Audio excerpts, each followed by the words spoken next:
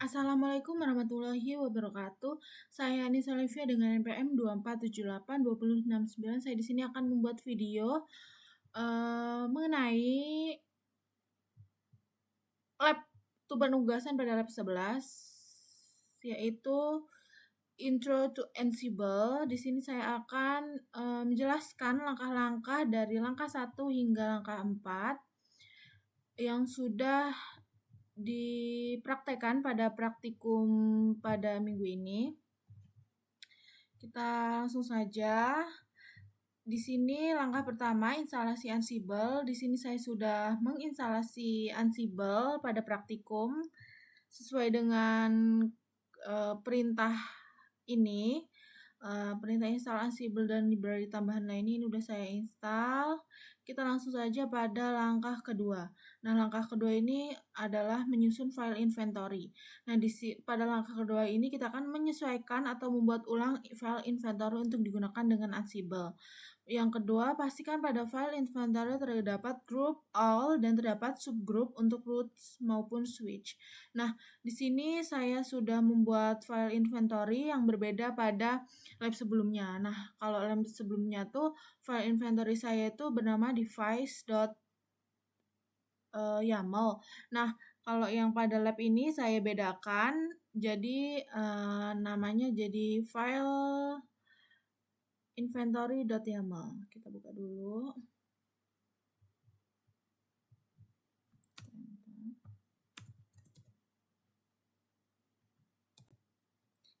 ls. Nah, ini sebelumnya untuk file inventory-nya namanya device.yaml. Untuk lab-lab sebelumnya jadi saya bedakan sekarang jadi inventory YAML. Kita clear dulu. Kita akan membuka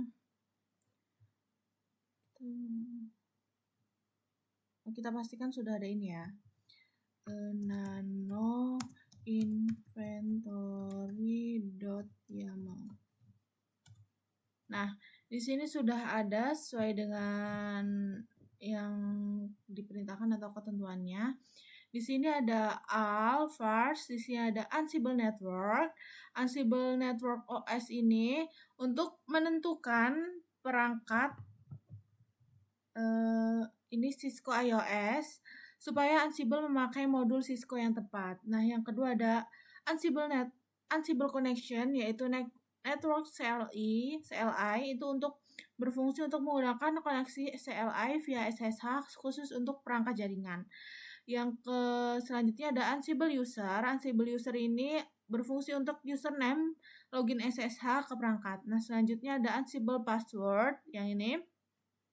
Ansible Password ini nih untuk password login untuk SSH. Nah, di sini ada Ansible Become, di sini yes. Di sini berfungsi untuk memerintahkan Ansible untuk masuk ke mode enable. Selanjutnya ada Ansible Become method, yaitu enable. Nah, ini fungsinya untuk mode privilege. Escalation untuk memakai enable. Selanjutnya ada Ansible Become password. Di sini berfungsi untuk password untuk masuk ke enable mode. Selanjutnya kita turun ke bawah. Nah, di sini yang pertama ada children root host, dan di sini ada 6 perangkatnya. R1, ini ada Ansible hostnya, perangkat R1 yaitu router 1 yaitu 192.168 dan 1.1. Nah, ini nih akan membuat grup bernama roots. Nah, di dalam grup tersebut ada host bernama router 1. Nah, Ansible host adalah alamat dari IP perangkat tersebut. Nah, terus selanjutnya ada group switches. Ini sama seperti router. Grup ini berisi dari SW1 sampai SW6. Kita lihat ini SW1. Yang ini. Nah, sampai ini ada SW2. Ini adalah IP dari perangkat dan juga di sini sampai SW6. Nah, kita akan melakukan ping. Misalnya setter LO, setter X, ini clear. Nah, di sini pingnya menggunakan perintah ansible all min I inventory .yaml min m ping.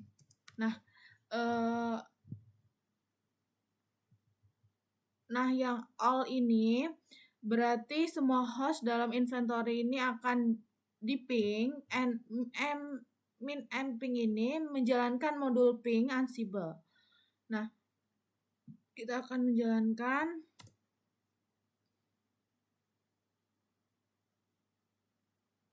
kita biarkan saja jika keluar seperti ini.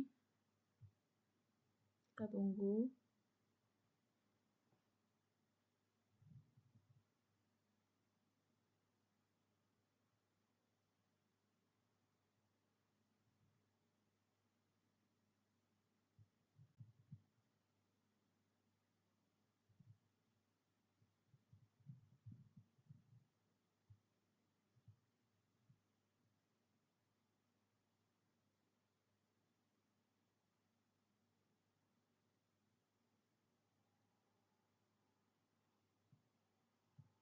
Ini tidak muncul, dia kita X saja dulu. Memang sering seperti ini ya. Kita buka dulu kembali.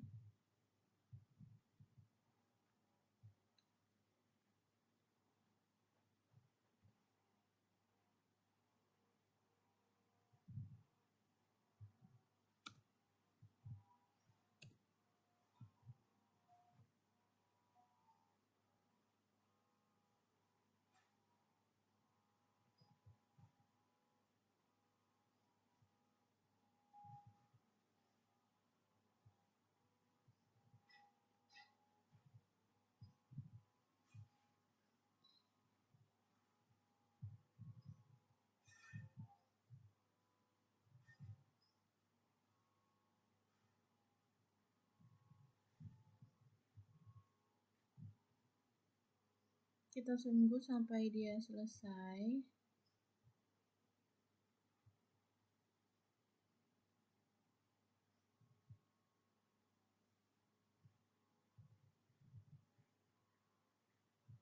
Nah, dia jika sudah muncul seperti ini, dia perangkat merespon PONG, itu berarti Ansible-nya berhasil terhubung. Di sini SW3 sudah bisa, SW4 bisa, SW2 bisa, R1 bisa, SW1 bisa, SW6 bisa, dan juga SW juga bisa, SW5 juga bisa. Selanjutnya kita akan clear dahulu. Di sini langkah ketiga yaitu membuat playbook, menguji koneksi ke perangkat. Tadi kita sudah berhasil sudah mencoba menguji koneksi ini dengan perintah ini. Kita lanjutkan saja. Tulis playbook di samping dan simpan dalam file bernama getVersion.yaml. Berarti kita akan menulis ini ya. Kita lihat skripnya kemarin sudah dipraktikkan pada praktikum. Kita buka nano getVersion.yaml. Nah, di sini sudah ada. Yang pertama adalah namanya menjalankan perintah show pada switch. Nah, di sini hostnya switches, getterflex-nya no. Nah, playbook ini nih hanya untuk grup switch. Dia hanya menjalankan perintah dari switch. Nah, getterflex no ini dimatikan karena perangkat Cisco tidak mendukung fetch default Ansible. Nah, selanjutnya di sini ada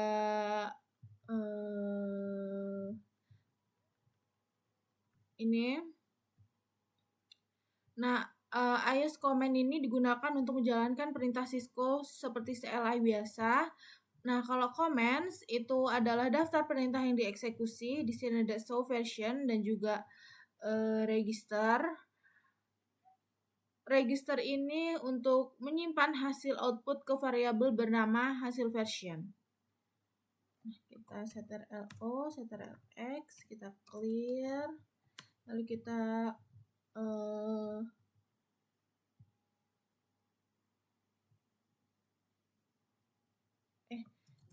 bentar nano. Yang terakhir belum kayaknya. Oh ya, yang ini tampilkan hasil di konsol debug ini. Modul debug digunakan untuk menampilkan output. Nah, stdout lines ini untuk menampilkan hasil per baris agar lebih rapi.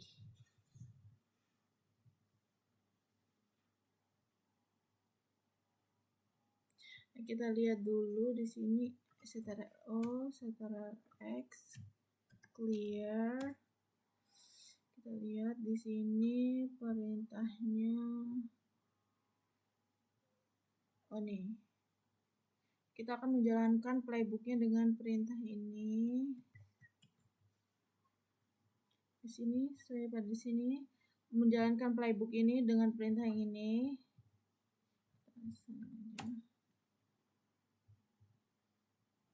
Nah, dia sudah menjalankan perintah show pada switch. Nah, di sini akan menampilkan version.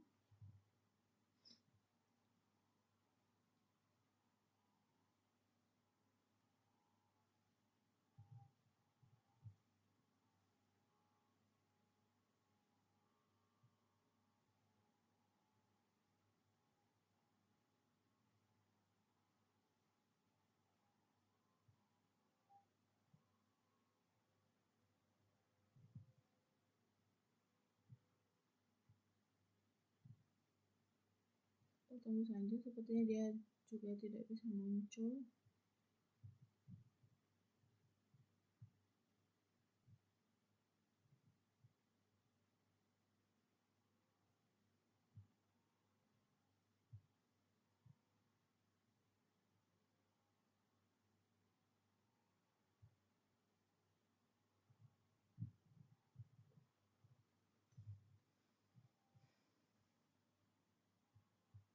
Kita ulang lagi, kita clear, terus kita X, kita jalankan lagi.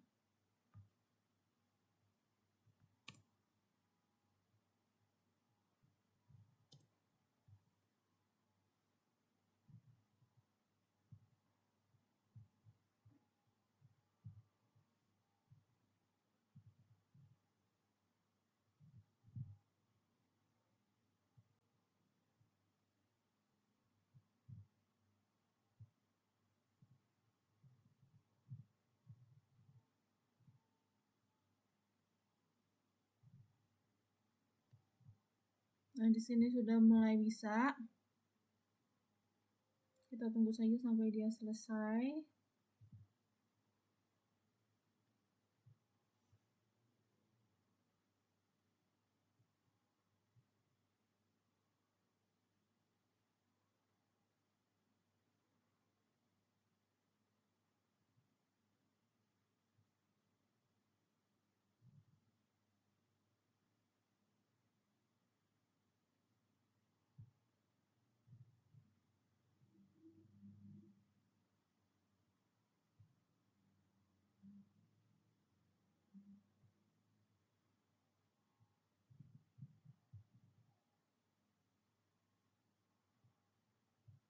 Nah, ini kan tadi hanya switch saja, hanya perangkat switch yang di YAML get version. Jadi di sini dia sudah menampilkan pada switch 1 dan switch 6 ini sudah oke, dan juga dia akan menampilkan hasil dari version stdout lines. Di sini juga ada hasilnya. Ini untuk SW4, di sini untuk switch 3, di sini untuk switch 5 hasilnya, di sini untuk switch 2, di sini dan di sini untuk switch 1. Di sini untuk switch 6 hasilnya. Nah, play recap ini SW1 nggak ada yang bermasalah. Semuanya sudah sesuai dan sudah benar. Selanjutnya kita akan yang langkah keempat. Langkah keempat itu adalah pada playbook getVersion.yaml dan menambahkan taks untuk yang pertama menampilkan getFacts. Facts yaitu informasi interface, hostname, uptime, versi iOS dan lain-lain dari setiap perangkat. Nah, yang kedua simpan facts dari setiap perangkat pada file JSON. Keluarannya yaitu facts S1 JSON, S2 JSON dan lain-lain. Nah, di sini kita akan clear dulu. Kita akan melihat nano get jadi pada langkah ketiga dan langkah keempat ini saya bedakan skripnya agar tidak bingung. Jadi pada langkah ketiga yang pertama ini filenya bernama getVersion berisi dari perintah yang ini, skrip yang ini. Nah, pada langkah keempat saya membuat dengan nama file getFacts itu berisi dari file dari langkah ketiga, isi dari ini dan juga ada tambahan yang diperintahkan pada langkah keempat, yaitu saya membuatnya getFacts.yaml. Nah, ini sama pada langkah 3 tadi. Yang ini itu dari sini ke sini. Nah, ini itu playbook ini berjalan untuk semua switch dan router karena ini semua perangkat. Di sini ada hostnya, switcher dan router juga. Nah, getter facts-nya ini dimatikan. Selanjutnya ada nih. Oh, dia akan yang ini. Nah, EOSFAC adalah modul khusus untuk mengambil informasi seperti hostname, interface, iOS version, serial number, dan juga list interface, ada uptime, dan juga modul perangkat. Nah, semua perangkat ini semua hasilnya akan disimpan pada perangkat _facts. Nah, kemudian ini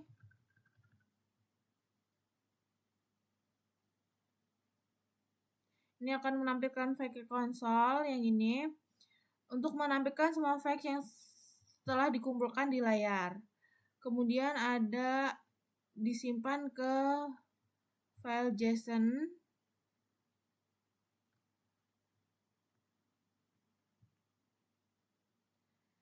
Yang ini. Nah, copy ini untuk membuat file baru di server tempat Ansible berjalan. Tonight JSON itu memformat output menjadi JSON yang rapih. Nah, inventory hostname akan menjadi nama file berdasarkan nama perangkat.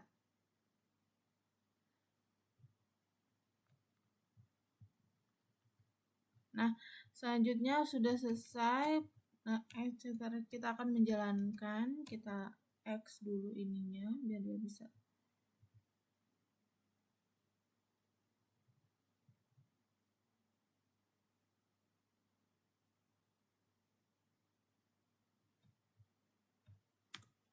Menjalankannya sama seperti yang sebelumnya. Nih, kita ganti saja ini menjadi fake. Nah,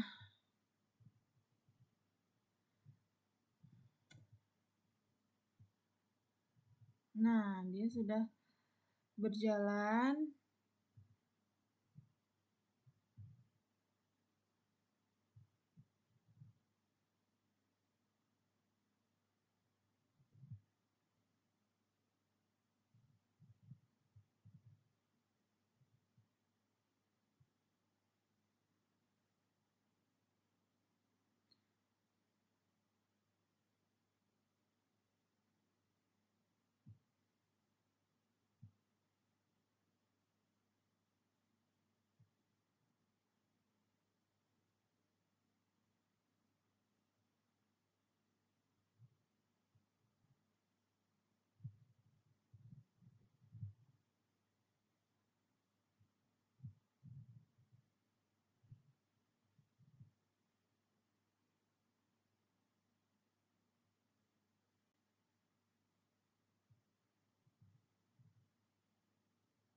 Kita tunggu saja.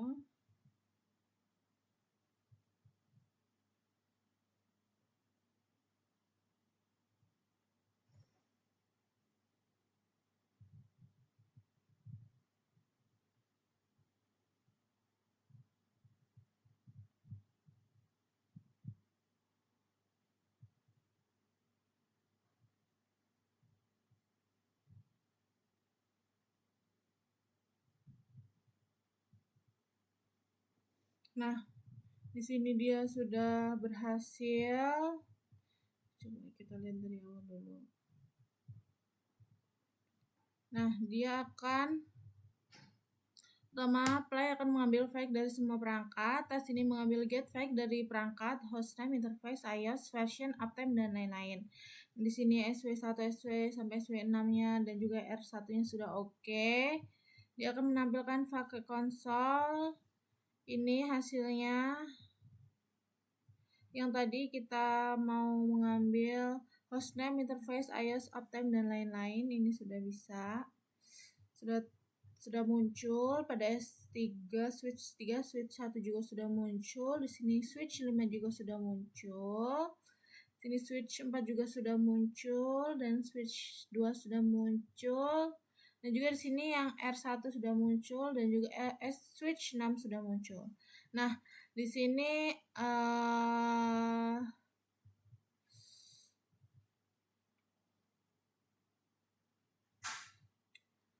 sudah tersimpan ke file JSON. Ini SW sudah oke. Di sini play rekapnya tidak ada yang bermasalah. Coba kita clear, kita lihat ls. Nah, di sini sudah terbuat. Nih.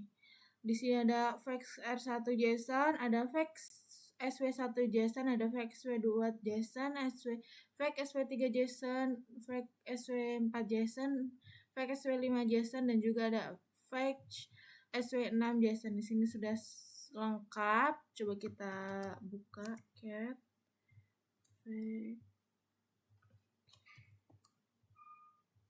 R1 JSON.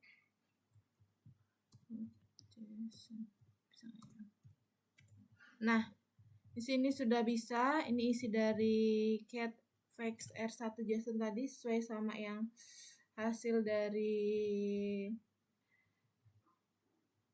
yang ini.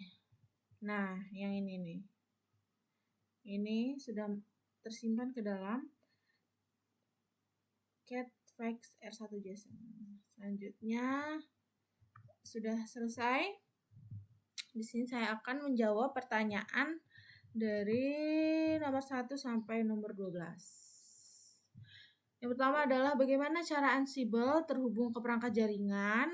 Ansible terhubung ke perangkat jaringan menggunakan protokol SSH atau API khusus perangkat seperti Networks CLI, Netconf, atau HTTP API. Karena Ansible bersifat eigenless, perangkat tidak perlu menginstal eigen apapun. Cukup menyediakan IP address perangkat, username dan password atau SSH key, kemudian jenis OS jaringan, misalkan Cisco iOS.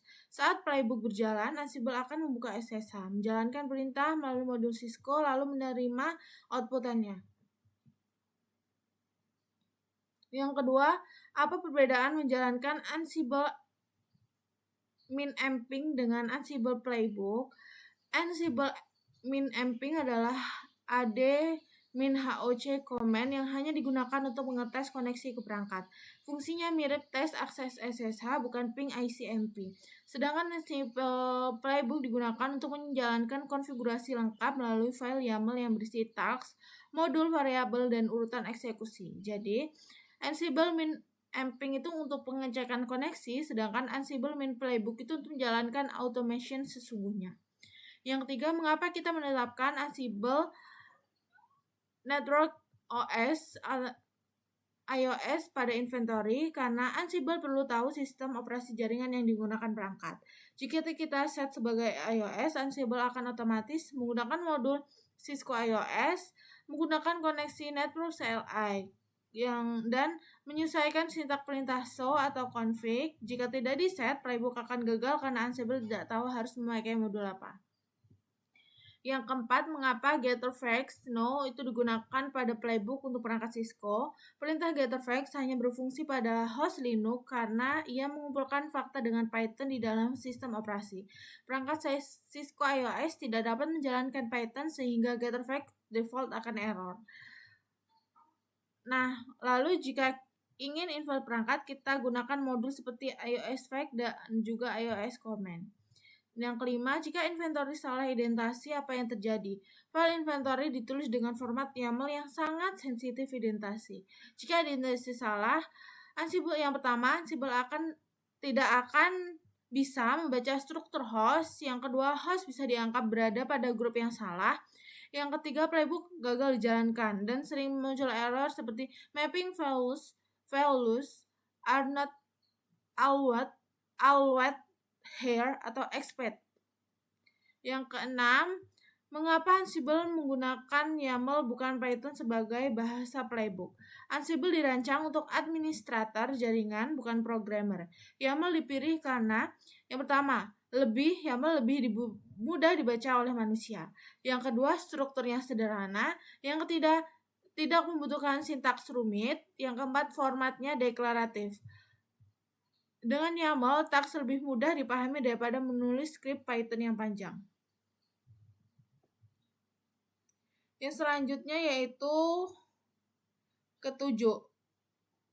Apa perbedaan filosofis paling mendasar antara Ansible dan skrip Python? Ansible itu deklaratif. Kita cukup menuliskan keadaan akhir yang diinginkan. Ansible akan mengurus detail dan langkahnya. Python itu imperatif. Kita harus menuliskan langkah demi langkah bagaimana proses dan harus berjalan. Contohnya, Ansible itu pastikan VLAN 10 ada. Dan contoh Python yaitu harus cek VLAN, parse output, bandingkan lalu membuat keputusan. Yang ke-8, mengapa Ansible cocok untuk konfigurasi massal? Misalnya 20 perangkat sekaligus. Ansible dapat menjalankan playbook ke banyak perangkat secara paralel berdasarkan daftar perangkat di inventory. Satu playbook bisa mengatur yang pertama VLAN, yang kedua interface, yang ketiga routing, yang keempat backup config. Nah, yang ke-9, apa yang dimaksud dengan automation engine dalam Ansible? Automation engine adalah inti sistem untuk Ansible yang bertanggung jawab untuk yang pertama, membaca inventory, yang kedua menjalankan playbook, yang ketiga mengatur koneksi ke perangkat, yang keempat menjalankan modul, yang kelima mengatur variabel dan templating mesin ini memastikan seluruh proses automation berjalan terstruktur dan konsisten. Yang ke-10, mengapa Ansible dianggap lebih aman untuk update konfigurasi dibandingkan skrip Python? Karena Ansible menggunakan konsep idempotensi. Idempotensi berarti jika taks dijalankan berkali-kali, hasilnya tetap sama dan tidak merusak konfigurasi. Python tidak idempotent secara otomatis sehingga perintah bisa berulang dan menyebabkan kerusakan. Selain itu, Ansible memiliki yang pertama check mode yaitu dry run, yang kedua rollback mudah, yang ketiga modul validasi. Yang ke-11, apa bedanya imperatif dan deklaratif dalam otomasi jaringan? Yang imperatif adalah untuk menjelaskan langkah-langkah detail untuk mencapai hasil. Contohnya yaitu masuk ke terminal, ketik VLAN 10, lalu assign interface. Deklaratif itu menjelaskan hasil akhir, sedangkan deklaratif itu menjelaskan hasil akhir yang diinginkan tanpa mengurus langkahnya. Contoh, VLAN 10 harus ada, Ansible yang mengatur langkahnya. Dan yang terakhir, yang ke-12 adalah mengapa Ansible menggunakan konsep inventory. Inventory adalah tempat menyimpan daftar perangkat, IP, user, OS, dan variabel. Tujuannya supaya playbook tidak perlu menulis IP satu persatu. Yang kedua, banyak perangkat bisa dikonfigurasi sekaligus. Yang ketiga, memudahkan grouping, misalnya router, switch, firewall. Dan yang terakhir, akses lebih terstruktur dan mudah dikelola. Inventory adalah fondasi otomatisasi Ansible. Selanjutnya sudah selesai. Di sini sudah done. Baik, segitu saja yang hanya dapat saya sampaikan. Jika ada salah kata atau salah kalimat, saya mohon maaf. Saya akhiri. Wassalamualaikum warahmatullahi wabarakatuh.